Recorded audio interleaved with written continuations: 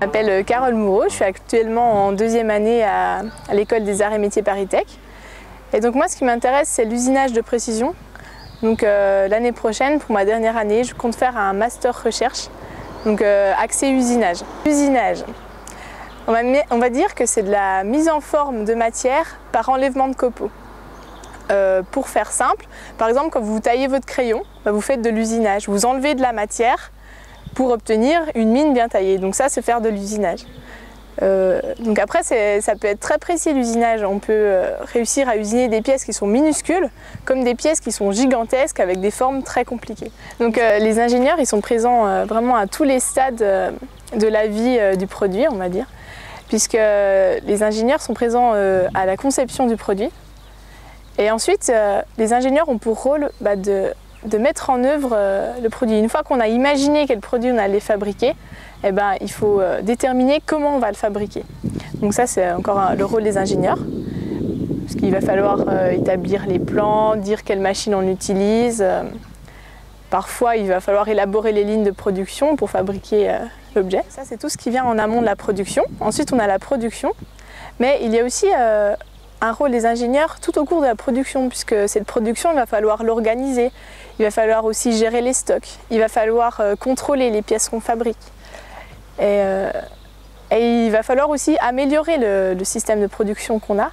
Donc c'est vrai que le métier de l'ingénieur, il touche vraiment à tous les stades de la vie d'un produit. Ce qui m'intéresse vraiment, c'est le côté transformation de la matière.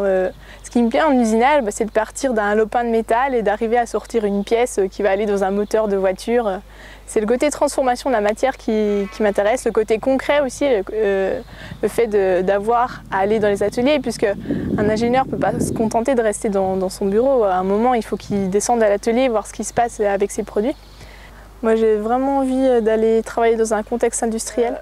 Ici, à l'école, j'ai eu l'occasion de rencontrer beaucoup d'anciennes élèves qui maintenant ont des enfants, et la majorité d'entre elles continuent à travailler et ça ne leur pose aucun souci. Donc je pense vraiment que c'est possible moi j'envisage totalement d'avoir des enfants et de travailler. J'ai l'impression que les pères ils prennent aussi de plus en plus leur place auprès de leur enfant. Et par exemple quand l'enfant est malade, c'est pas forcément systématiquement à la mère d'aller s'en occuper.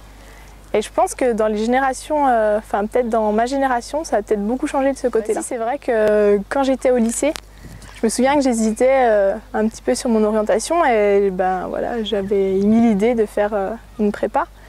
Et je me souviens d'une enseignante qui m'avait dit « mais est-ce que c'est vraiment la peine d'entamer des études si difficiles pour au final arrêter de travailler dès qu'on a des enfants ?»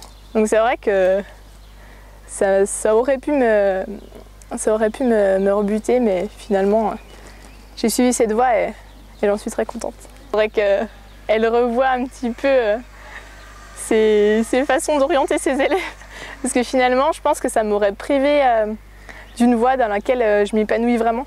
Enfin, moi je me sens vraiment très bien dans la voie que je suis et pour rien au monde je ferai autre chose. Après moi je viens d'une famille de mécaniciens on va dire. Donc c'est vrai que depuis assez petite j'ai l'habitude de voir les machines etc. Donc je pense que voilà, le fait d'avoir mes parents derrière moi ça m'a confirmé dans mon choix. En terminale, quand il a fallu choisir que faire après le bac, justement j'hésitais entre partir dans la cuisine et partir en ingénieur. C'est vrai que c'était totalement différent, mais c'est pas si différent que ça parce que c'est vraiment le côté transformation de la matière qui m'intéresse et c'est quelque chose qu'on retrouve dans les deux. Donc finalement j'ai choisi de m'orienter plutôt du côté scientifique et voilà, je ne le regrette pas du tout. Ici, on est peut-être dans une ambiance masculine, mais toutes les étudiantes à l'école sont vraiment très bien intégrées dans les groupes. Même on peut être seul au milieu d'un groupe de 15 garçons, il n'y aura jamais aucun souci. Et ils restent toujours, les garçons, très respectueux avec nous. Et je pense que ce n'est pas forcément le cas dans toute la société. Ici, ils y sont peut-être un petit peu plus. Alors, pendant ma première année, j'ai fait un stage exécutant.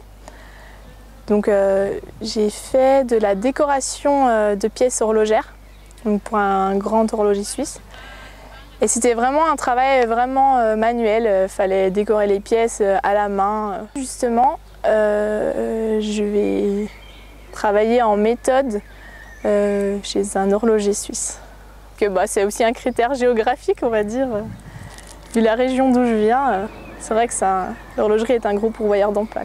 Ce qui est très important déjà, c'est la curiosité et essayer vraiment de s'intéresser au maximum à tous les métiers. Parce que finalement, quand on est au collège ou même au lycée, les métiers qu'on côtoie, ils sont assez restreints finalement. On ne connaît pas tout ce qui existe et il existe plein de choses très intéressantes, mais juste on ne s'oriente pas dans ces domaines parce qu'on ne connaît pas. C'est vrai qu'il ne faut pas se borner à ce qu'on connaît, il ne faut pas hésiter surtout à aller voir les gens et demander ce qu'ils font, et même demander à visiter les entreprises, etc. En général, il n'y a aucun souci. Par exemple, en ce qui concerne l'industrie, je pense que c'est un manque de connaissance du milieu. Donc il faudrait vraiment qu'elle puisse faire des visites et aller voir ce qui se fait.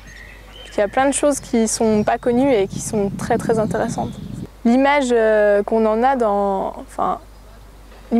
quand on n'est pas dans la profession, c'est vraiment pas une image, on va dire, reluisante. C'est peut-être un petit peu embêtant, quand je revois encore mes copines de lycée, c'est vrai que c'est difficile de leur expliquer ce que je fais. Parce que finalement, c'est un milieu qu'elles ne connaissent pas du tout. Et c'est vrai qu'il y a peu de filles qui comprennent ce que je fais. En général, elles essaient de se renseigner, savoir ce que je fais, mais après c'est vrai qu'à expliquer sans voir, c'est quand même compliqué. Hein. Comme dans beaucoup de domaines, quand on ne connaît pas, on a peur d'aller. Parce que je suis fière de la formation que l'école elle nous dispense, parce que je pense qu'on a encore une formation qui reste assez solide, on va dire, dans les domaines techniques surtout. Parce que c'est vrai que peut-être que ça devient un peu de plus en plus rare, vraiment les formations où c'est qu'il y a du technique. Et moi, c'est ça qui me plaît. Donc l'année prochaine, je vais faire mon master recherche. Et donc ensuite, j'espère trouver un emploi plutôt en recherche et développement. Voilà, je ne sais pas encore dans quel domaine, mais qu'il y a un lien avec l'usinage de précision si possible. Tout à fait bien, à la fois dans ma formation et dans mon école. Ça me convient parfaitement.